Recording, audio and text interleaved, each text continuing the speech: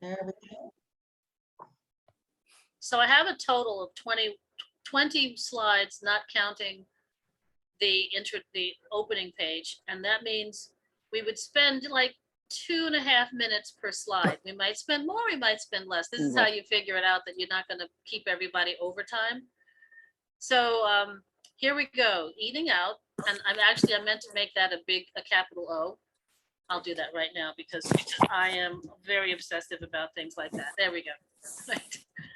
And ordering in. So my experience has been lately that I still love the idea of eating out while the city has the sheds on the side, either on the sidewalk or in the street. I know that's a big deal with some communities don't like it taking up parking spaces, and some say it's nice because it makes everything look more friendly. I don't care. I like sitting outside, so to me it's fun. All right, now this is a slide from a chat from a while ago. The whole idea is that plant-based is not for me vegan. It just means that you're incorporating and inviting a lot more plant foods to your plate. And we're including all kinds of things that fall into the definition of a plant. So it's a leaf, it's a pod, it's a root, it's a stem or stems, flowers, seeds, stalks, and flesh parts. And all of those things have delicious ways of telling us, thank you for eating me. Like, every now and then there's a thing that a plant may have that doesn't thank you for eating it, but we'll talk about that at a presentation later on in June or August or July about how there are some adverse reactions to foods and how to predict them and manage them. So we'll come to that. But here are the guys that make up what we call the plants. Then,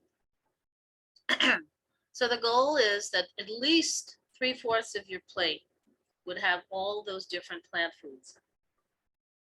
And those plant foods, remember, are fruits, they're seeds, they're pods, they're beans, they're roots. And the animal-based foods, such as eggs or milk or cheese or yogurt or chicken or beef or pork, may still be welcome to your plate. That's really up to you. So the first set of tips, I said, let's see who's already trying to tell this story. And there are a couple of websites, so I picked two. This one is called Diane's Vegan Kitchen. So this is mostly a vegan message, not necessarily plant-centered or plant-based. And her recommendations are, first, check happycow.net. I have to laugh. I thought to myself, why would a cow be happy? Well, a cow is happy because you're not going to send it off to the other side and become a cow consumer. So happycow.net gives you the information by zip code of vegan and vegetarian restaurants in your area. And this might be especially useful for people who are traveling. Another thing is look for ethnic restaurants. And I say ethnic, with all open heart. It means something other than basic Eurocentric. So it could be, and I'll have some examples later. When you're looking for parts of the world, like in different parts of Asia, different parts of Africa, there are normally plant-based regimens that people eat on an everyday basis. Excuse me. And they will have taken them to art forms. Okay. If you're going out. Yeah. Mary Platt had mentioned that Happy Cow also has an app for your phone. Oh, excellent. Who knew? When I swore I was going to fight that cough today. So next thing is, if you're going to dine out,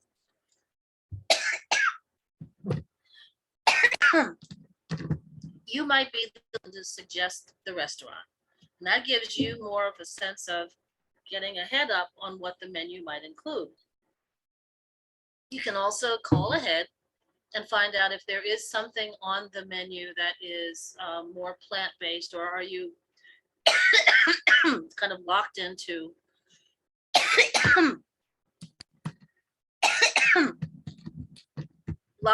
exclusively an animal-based menu. So If you are still on at a restaurant where the options are minimal, then this website says get creative with the sides. And so many menus do have interesting sides.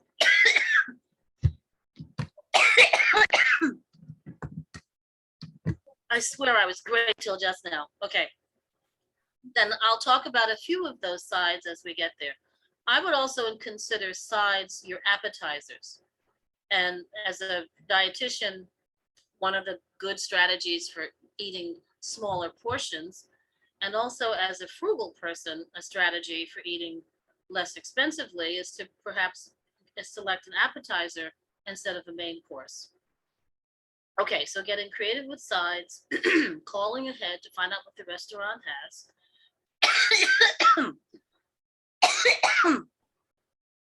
Last one, I promise. Okay. Now, some menus will have a symbol on the side of their items, which might indicate, like many Chinese restaurants will tell you if they're spicy. But it also could be one that indicates that it is without animal portions in it. And that might be a symbol, let's say, of a leaf. So that's another, in case you're caught by surprise when you're dining out. And as it's the interesting thing is more and more fast food restaurants have lots of items which are not animal based. You can almost get options there quickly. Okay, so the last two are actually recommendations from my professional organization called the Academy of Nutrition and Dietetics, and the eatright.org is their webpage. And I believe at a recent talk, if someone wanted a nutritionist, that's a good place to go. Eatright.org, where you can find a professional dietitian. Okay, now, since many restaurants do have modifications in their menus, even if they don't have a particular emblem on there, and this is for ordering in or having delivery. So I used Applebee's as kind of a reference restaurant. I guarantee you, I don't get an honorarium. I don't even get a coupon, but it's a place where they serve lots of people here in our section of the city, and they have lots of options. So they actually also have online a PDF that gives some of this information. So I've narrowed it down. So they start with, if you are at their bar and you're getting an appetizer or something to go along with your beer, you might want to avoid certain sauces that might contain rennet or any other animal enzymes.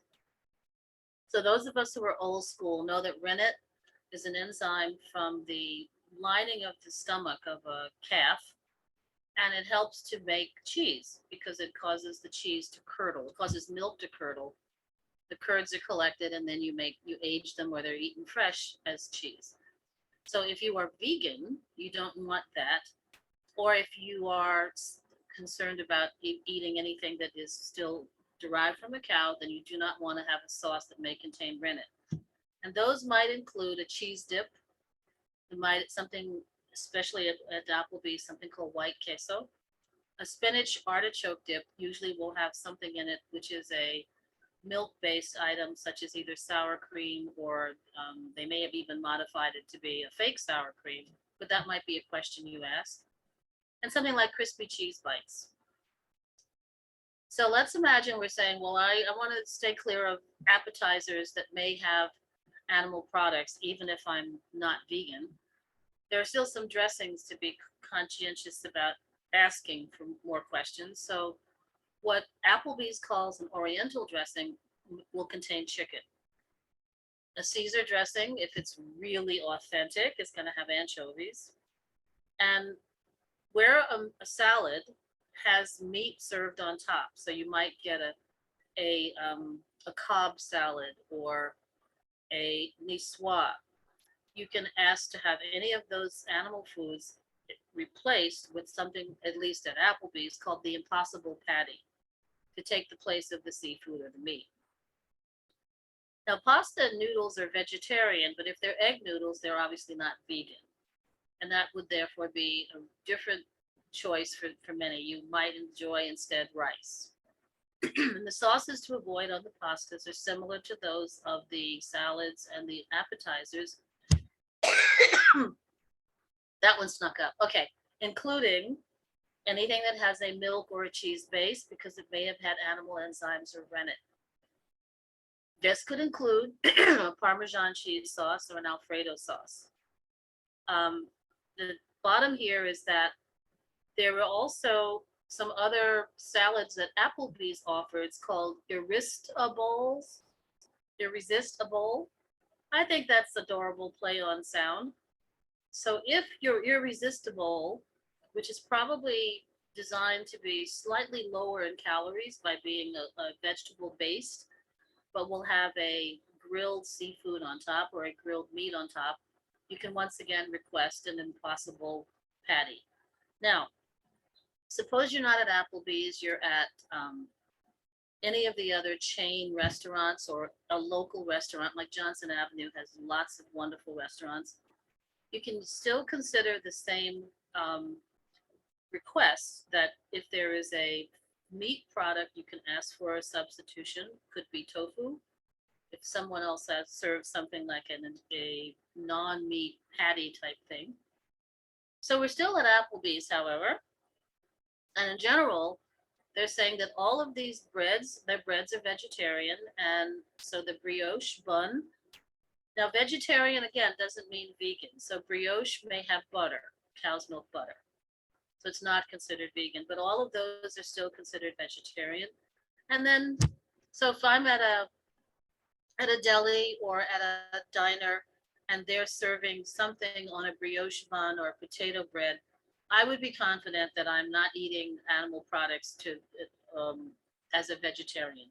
Or if I want this to be a non-animal meal, there are options. Okay, so as far as the sides go, it's your basic, some kind of green vegetable, some kind of orange vegetable. So it could be peas and carrots.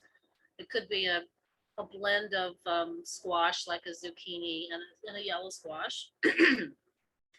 Specifically, Applebee's has something called garlicky green beans. Excuse me.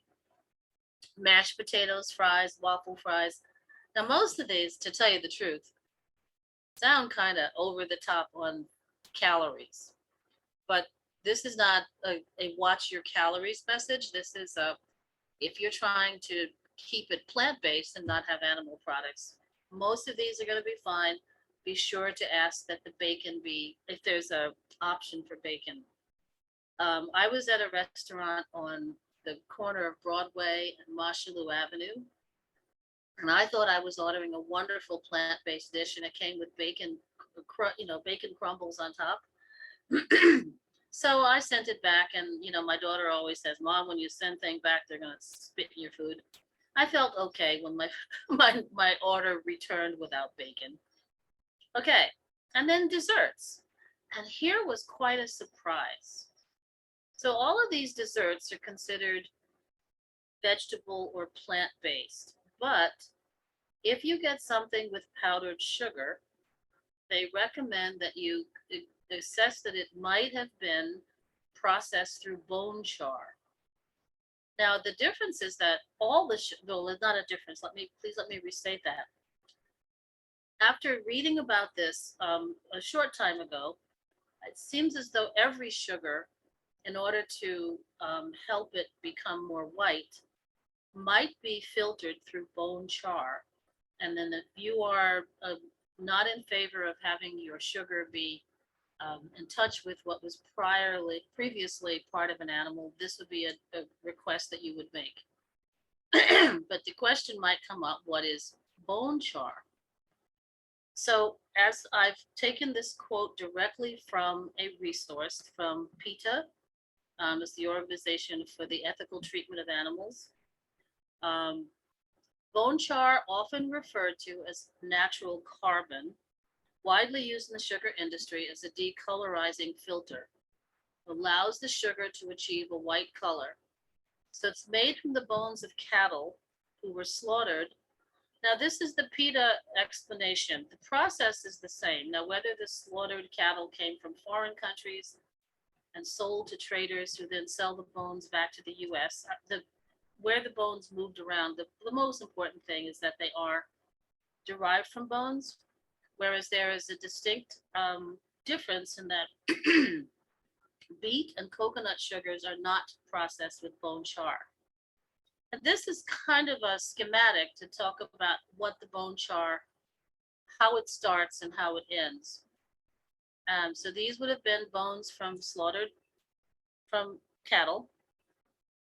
Then I looked at several different schematics from different sources, and essentially they are going through this high temperature um, combustion, and then they are crushed and they're finely powdered carbon.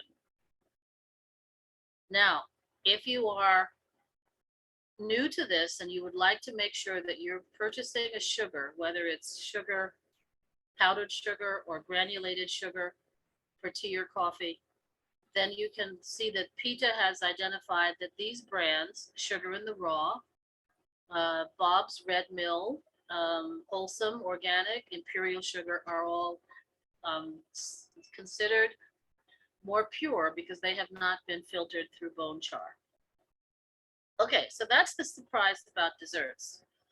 And when you thought the biggest thing to worry about with a pecan pie was that it's a candy bar and a crust, now you have one more little thing to put on your worry list. I keep a worry list, don't you? Okay.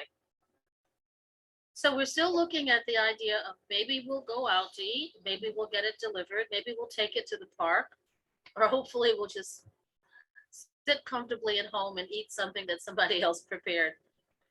So ideas for plant-based and vegan menu choices, if you're somewhere like Chipotle, include the burrito or the burrito bowl, but without the pork or without the beef or without the chicken. And they do have a tofu, quite delicious at that. The guacamole, the black or pinto beans are good. Tomatoes, salsa, cheese, again, qualified. And a number of other sides, including chips. And if you go to a local diner or a pub, almost all of them have a veggie burger. Now, the veggie burger could be made with one of the meat substitutes, like the impossible meat or the impossible patty. They could also be made with mushrooms. They can be made with a blend of nuts, could be walnuts and cashews. They could be a bean mixture.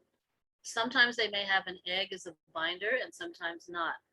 So depending how close to vegan you'd like it, it's a matter of simply asking for the ingredients. But in general, a veggie burger is a good call. So on the side, why not hummus? Why not avocado toast is another option, often served with egg. Lots of tossed salads are available. Again, remember, don't get the bacon bits. Buffalo cauliflower is good.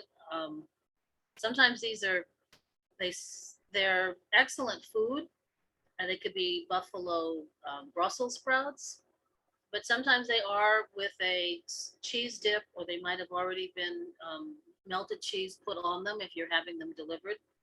You could simply ask, please put the cheese on the side or hold the cheese.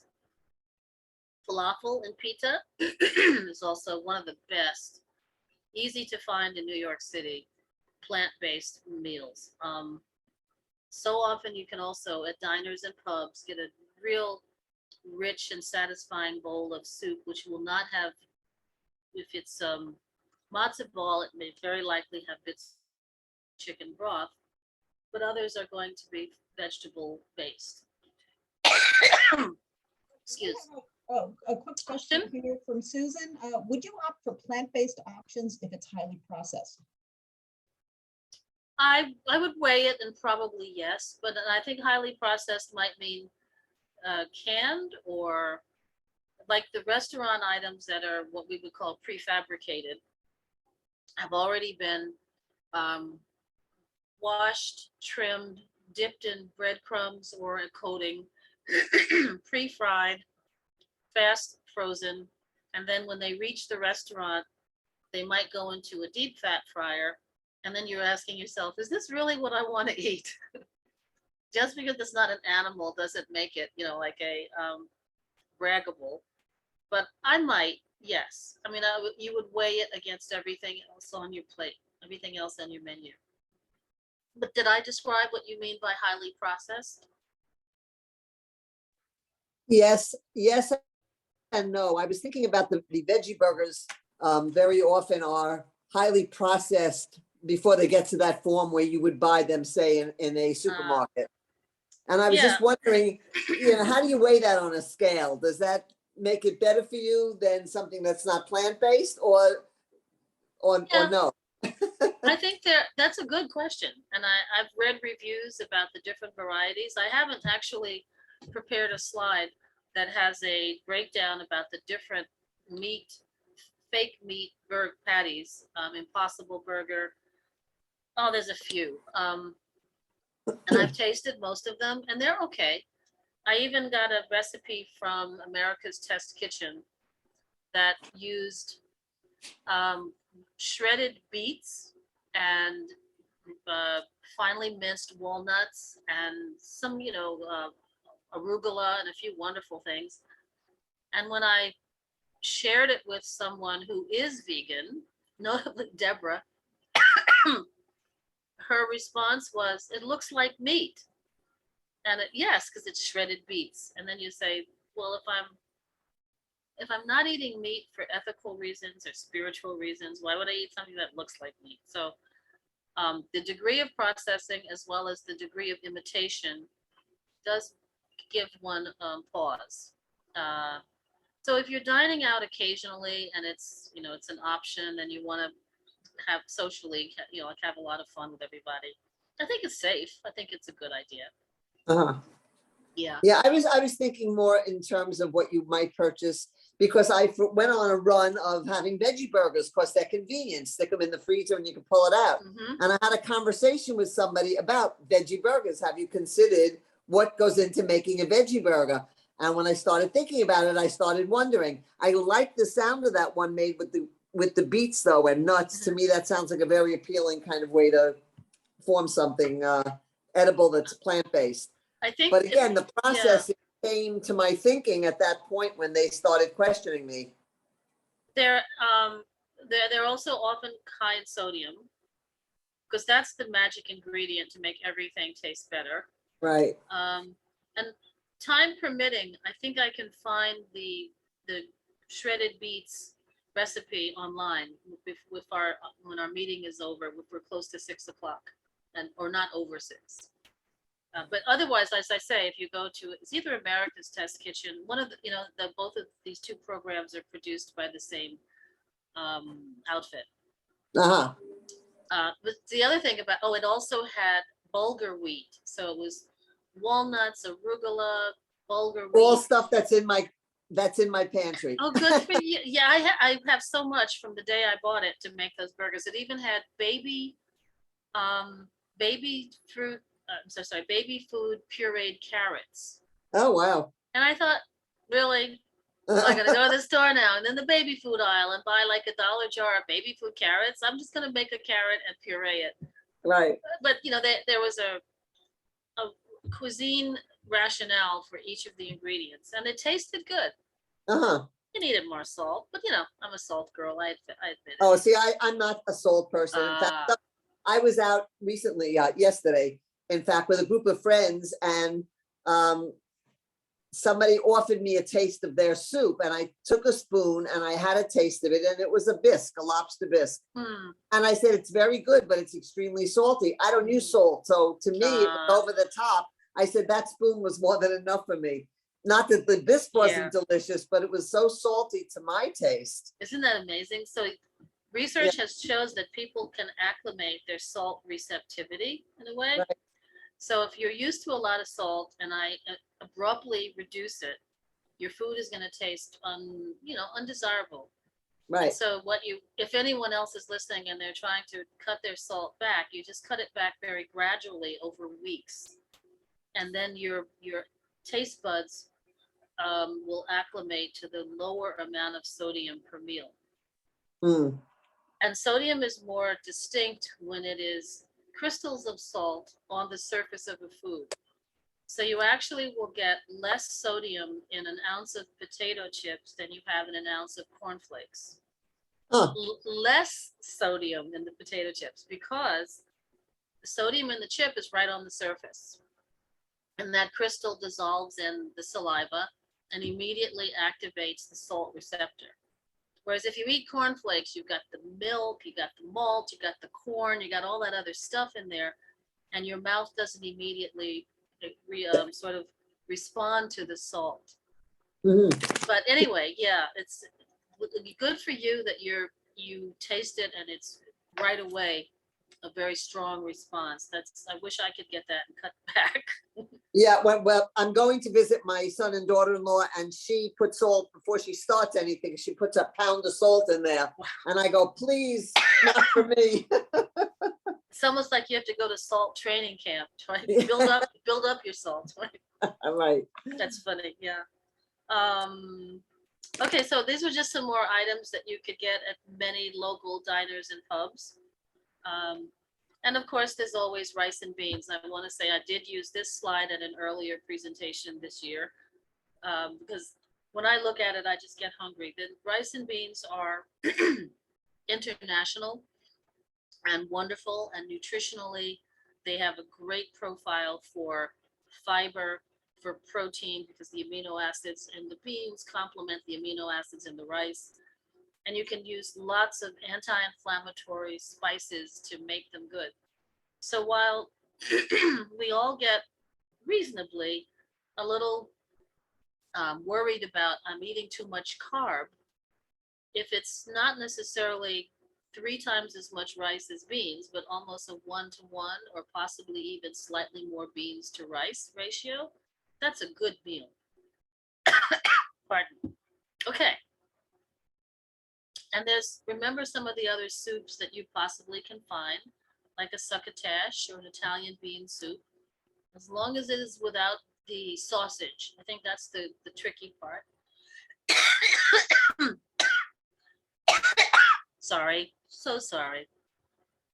Sandwiches and dips, and which I kind of summarized a bit under pubs and diners. When my daughter was little, wherever we went, she would order grilled cheese. It didn't matter how fancy or how plain. And one time we were going into a diner and she says, Mom, are they going to have grilled cheese? And I said, it's the law, honey. Everywhere in New York has to sell grilled cheese. I hope I didn't lie to her. Okay. So she's 34 now. I think she figured me out. Okay, and then some of the side things. For those of you who are nearby, you probably know that the Philharmonic will be performing in Van Cortlandt Park next week, I think the 14th. Pardon. And these are some great take-alongs for your picnic in the park as you listen to the performance.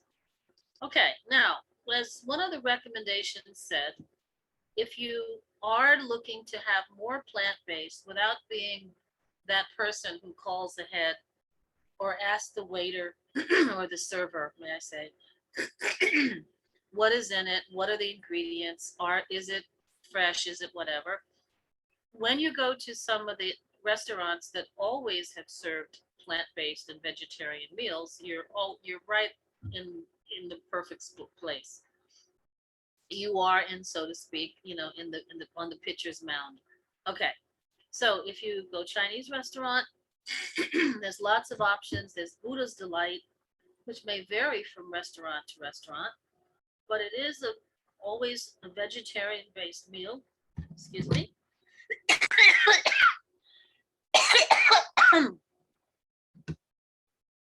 And you can get vegetable fried rice, lots of noodles, pancakes, definitely tofu. But I have seen, not recently, in part because I used to, if I was as a younger person, I might have been out late at night when the commercial garbage pickup restaurants have put their waste out for the pickup. Sometimes you might see a can of lard or an empty can of lard outside of restaurants. So you don't know if those what some of the ingredients are, even if they are plant-based. So once again, you can ask. Now, if you go to Japanese restaurants, similarly, you have lots of options, not just the fish and the chicken and the beef, but also the tofu, also tempeh, also miso. These are protein foods that make foods very savory, and yes, they are very salty, but they are part of the ingredients that lend the delicious profile to Japanese foods. So I've shown here a Buddha's Delight, and on the lower part of the screen, a, a ramen noodle dish. And what you get when you have some of the other cuisines is the addition of peanuts or cashews or walnuts, which, while contributing to the unsaturated fat, also contributes to the mineral content and to protein. So if you are willing to be really adventurous, Ethiopian foods, excuse me, there's lots of options for non-animal based foods. They may have as their primary ingredients chickpeas, lentils, spinach, and always a lot of piquant flavors, lots of peppers. The injera is the flat bread that you see here. And the wat and the berbere is, again, words that you will see on a menu that says these are derived from either wheat or a variety of wheat, from beans and vegetables.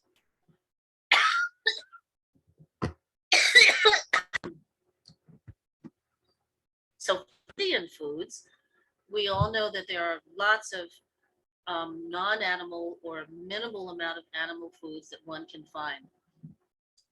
So between the breads and the rice, the lentils, the dal, properly called, you can get lots of foods to fill your plate with plants. Now, let's suppose you're feeling rich, but also, you know, you don't want to, you're not extravagant, but you want to get a good buy. There are lots of here in New York, companies that will send you boxes with a vegan or vegetarian or a mixed combination of ingredients with recipes that usually promise to take no more than 20 to 30 minutes for preparation. So you've pretty much eliminated the chef from the restaurant and the server, but you have had someone do the shopping and the cutting and the prepping for you. The prep as in the trimming and the selecting and just the right amount of different seasonings. So, pardon, I would be curious if anyone in the group today has ever had an order from Purple Carrot or Daily Harvest. Daily Harvest looks like it's most of the people who I know who ordered that one. They get frozen cups of fruit, sometimes with vegetables, and those are put in a blender. But there's also the option for prepared meals that you simply put in the microwave, as well as Hungry Root, Blue Apron, Gobble. And again, these are all companies that will, you place an order, you indicate whether you want non-meat or vegetarian or vegan. And sometimes it comes with the ingredients like so, and sometimes it comes pre-packed.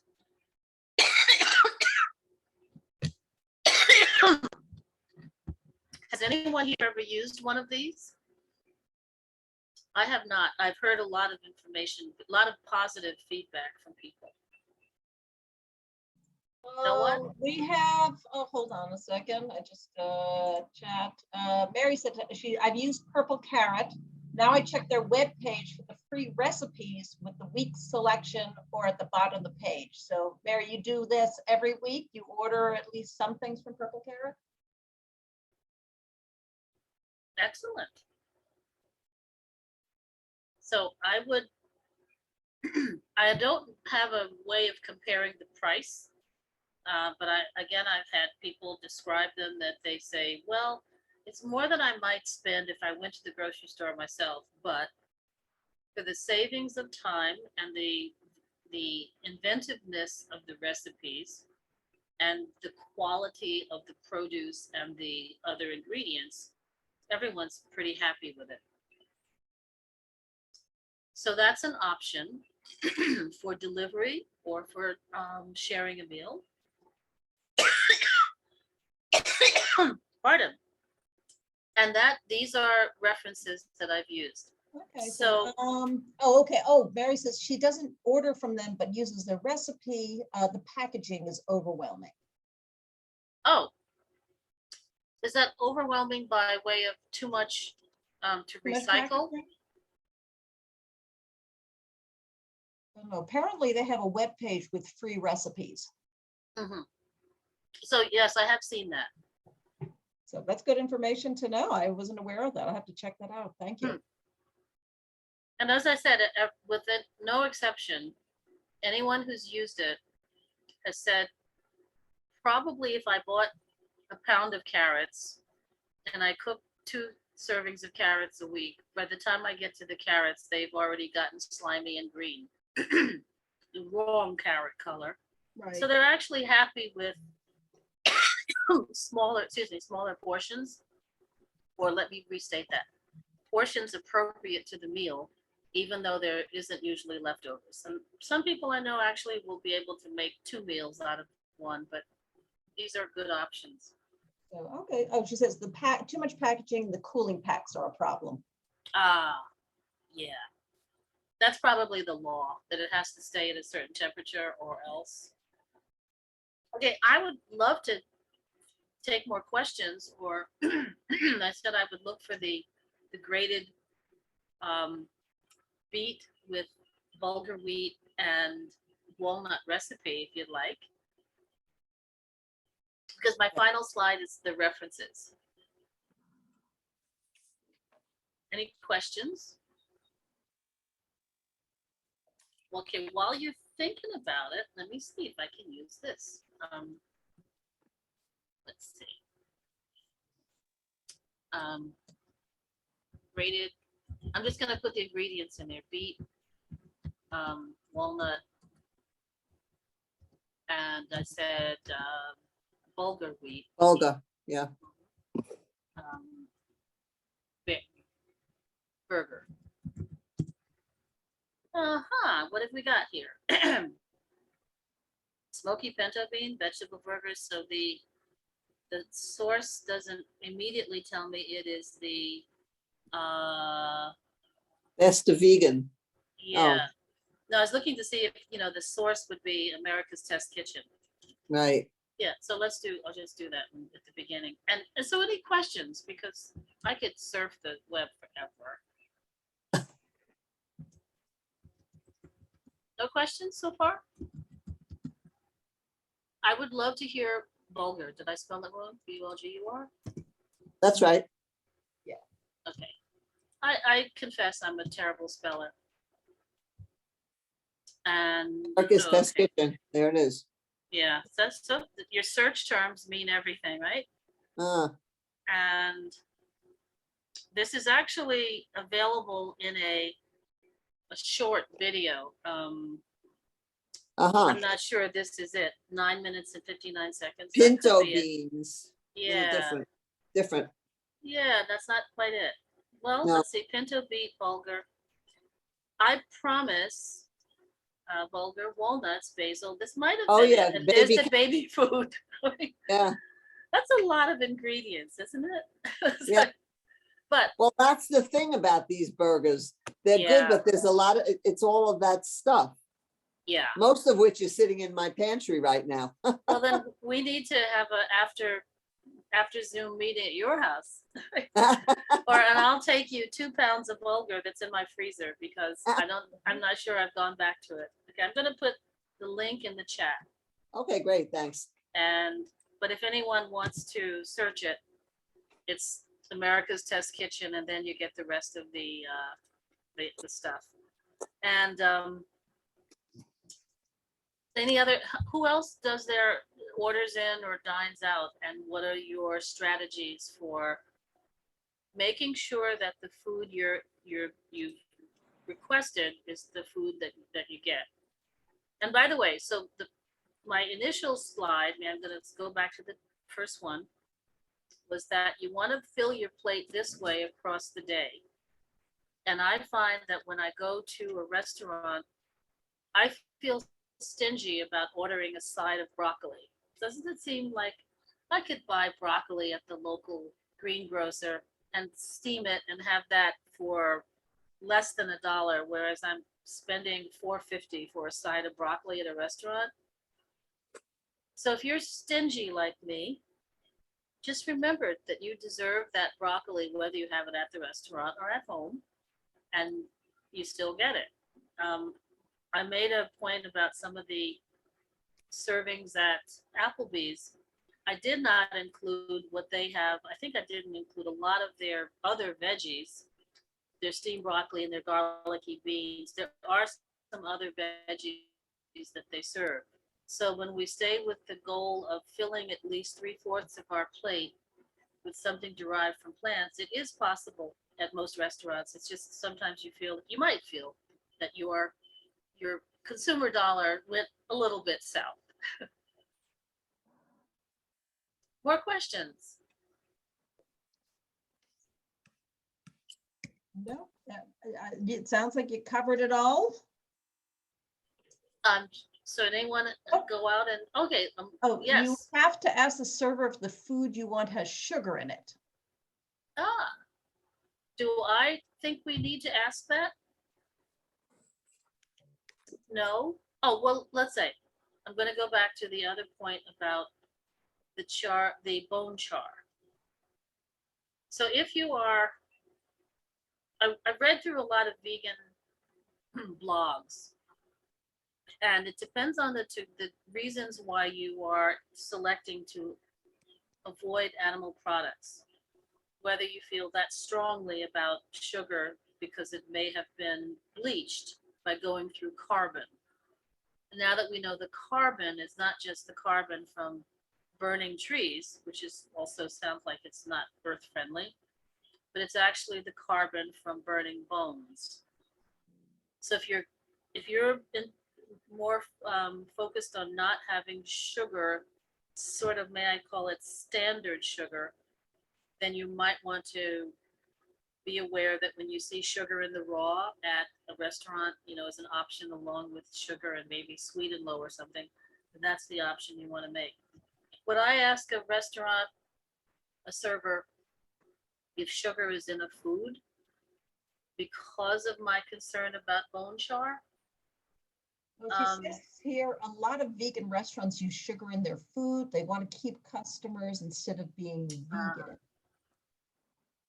So I think may I ask, is the intent of the question, is sugar something we should be mindful of, period? Because it seems like might be too much of the quantities are too high. Or is sugar we should be mindful of because of the way it's bleached or the way it is filtered? And I think the question sounds as though the concern should be with sugar as a nutritional thing. Right, so she's saying I'm pre-diabetic and vegan. So if I could put a toe into the therapeutic nutrition world for a moment, having pre-diabetes, most of the goal is to select a moderate amount of total carbohydrate for your meal. And that total carbohydrate, excuse me, can include some sugar, because it's not that the sugar is any way more driving your body to diabetes any more than rice is, or any more than wheat or corn or potato. So it's the total carbohydrate is your first goal. And if the number 60 grams has any meaning at all, and it could, that's a target for total carbohydrate per meal. And then it's a target. It's not set in stone, and it's not intended to work for everyone. The second goal with pre-diabetes is to have low glycemic index. Now, I won't say that glycemic index is an absolute, like home run. Everyone knows glycemic index is going to be a game changer. But the idea is that you want to eat a carbohydrate food that kind of converts from carbohydrate on your plate to glucose in your blood very, very slowly. And the slowest of the carbohydrate foods that will go from starch on the spoon to glucose in your blood are things like beans, black beans, red beans, pinto beans, lima beans. All the beans are very slow for the carbohydrate in them to go into to show up as glucose in your blood. Whereas fast carbohydrates, so the beans are what we call low glycemic index or slow. And the fast carbohydrates are things like white rice and white bread and saltine crackers. Even many fruits are slow to go from the carbohydrate in your mouth to glucose in your blood because of the presence of fiber, or because of the blend of the naturally occurring profile of sugars that are in the fruits.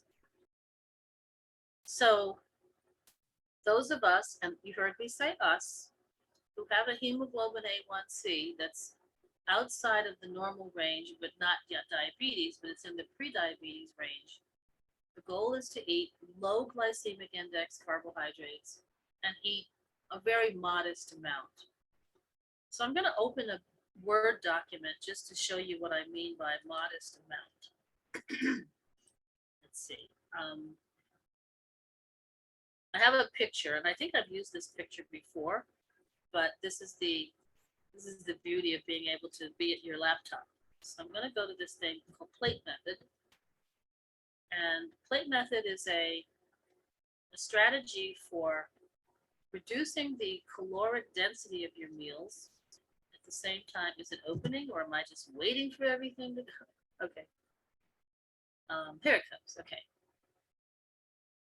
So the plate method says no food is bad. It's just how much of it you're including at any one time. And the goal is similar to what we saw in the early part of the slide, where 3/4 of your plate is made up of plant foods, in which half are vegetables, 1/4 is protein. And in this case, the protein could be egg or fish, or, because this is not necessarily plant-centered instruction, but just managing total carbohydrate. And then 1/4 is high carb. So I'm going to scroll down. And here is the plate that has, don't count the strawberries, and don't count this glass of milk, just the plate. Let's say that that's 3/4 of a cup. I'm so sorry, may I say 2/3 of a cup of rice. That's about 35 grams of carbohydrate. And over here, this is Brussels sprouts and mushrooms. So it's at least a cup of each. So I'm figuring that you're getting about 15 grams of carbohydrate in the Brussels sprouts and about 11 grams of carbohydrate in the mushrooms. So that all told, you have 26 over here and 35 over here. You are under 60 grams for the whole meal. That's why I said disregard the milk and the strawberries. And if you're gonna, go crazy and eat more, this is the part you add more of. And these are also very slow carbohydrate foods, whereas the rice is a very fast carbohydrate food. And those are the two basic strategies to help improve your hemoglobin A1C, or move you from pre-diabetes to without being on a scale. And it isn't about not eating carbohydrate. It's just about having a budget of about 60 grams at a given meal, maybe 30 grams at a snack. Was that helpful? I hope.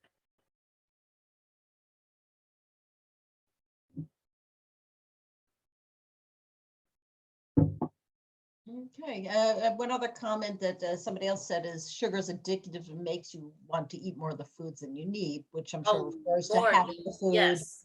Absolutely. I'm guilty of that. Yeah. Well, and I do not judge because I already confessed to my salt habit. So yes, there's a lot of excuse me, a lot of research on a little bit of sugar in your mouth. When that sugar is gone, you say, well, that was good. Maybe I'll have another and another. And then it actually could influence brain chemicals, the brain chemicals that make you want to continue to eat it.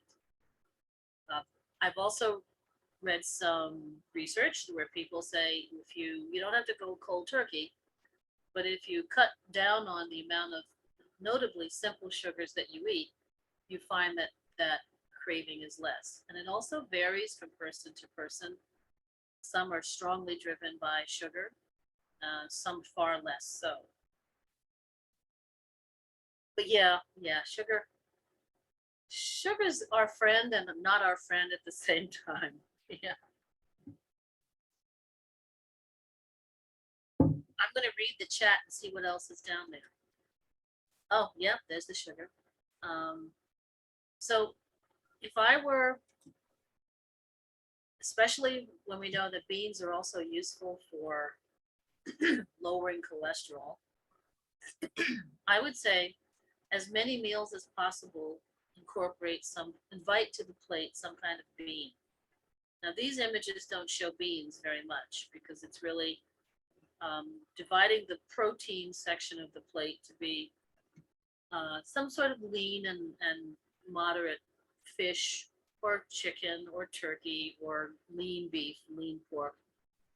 If we're doing this as non-meat eaters, then we're saying beans are an excellent source of protein, but they're also a source of carbohydrate.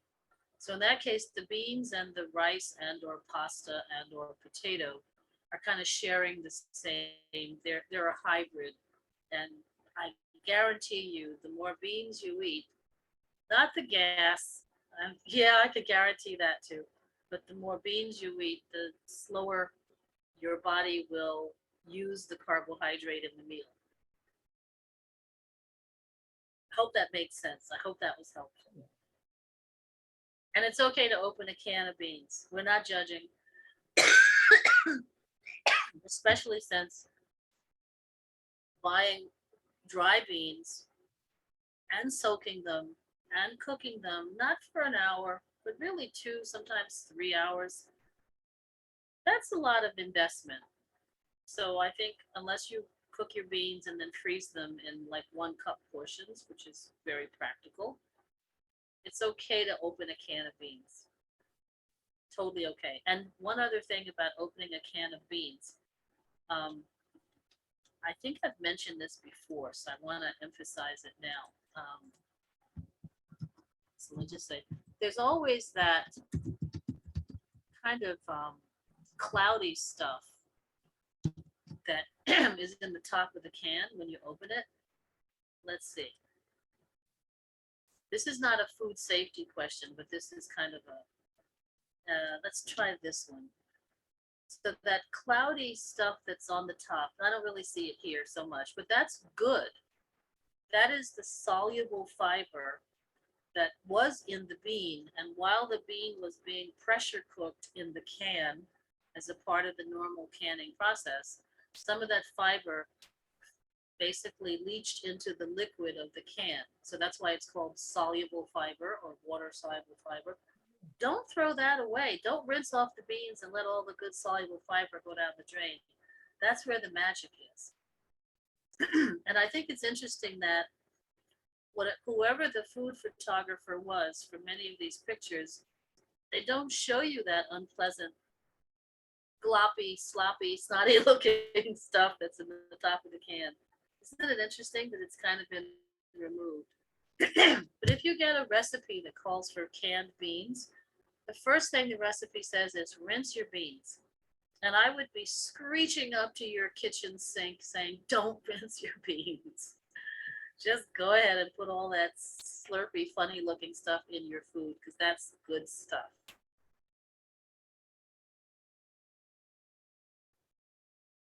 Any other questions? Keep them coming.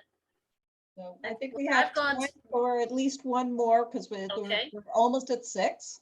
Okay, oh, yeah. When I've gone to conferences and the presenters could have been like fabulous or horrible. I mean, every blue moon, you go to a conference and the presenters are like, wow, did they know they were talking today? They just seemed like not ready. But when you get to the question and answer, that's when everything gets much more interesting. So I'm more than happy to let that be also a flavor of today's talk. Okay, Or well, not.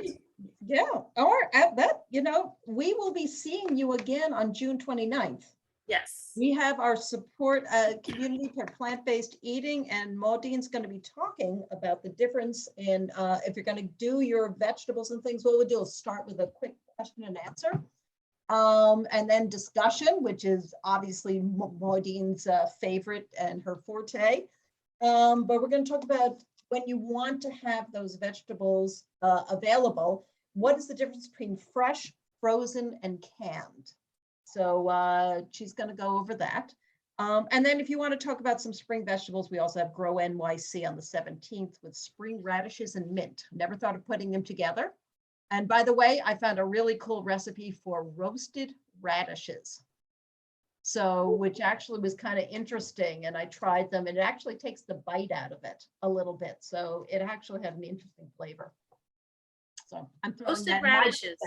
Roasted radishes. I would never have considered that. See, I don't want to turn my oven on now. Oh, The kitchen gets to, maybe everyone has toaster ovens on the countertop, which is much more efficient.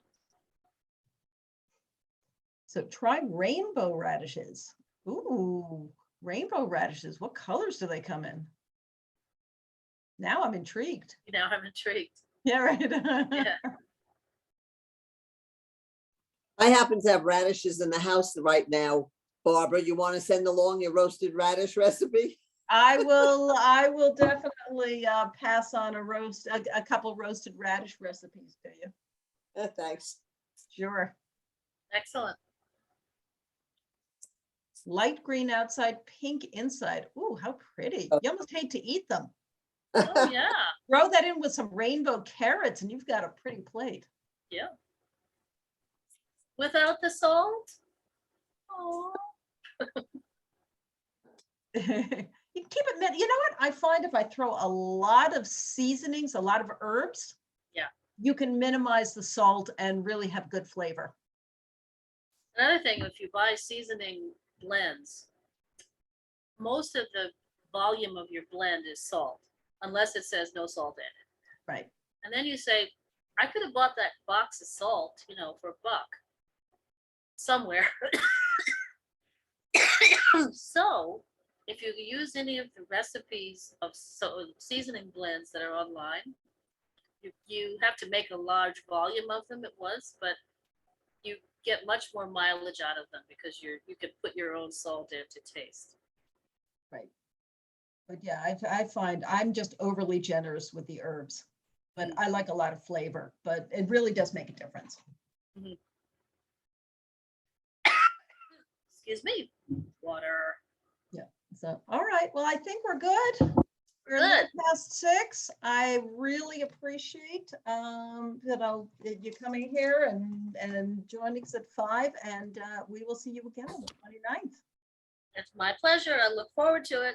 And I'll have my ginger tea for whatever good it's doing me.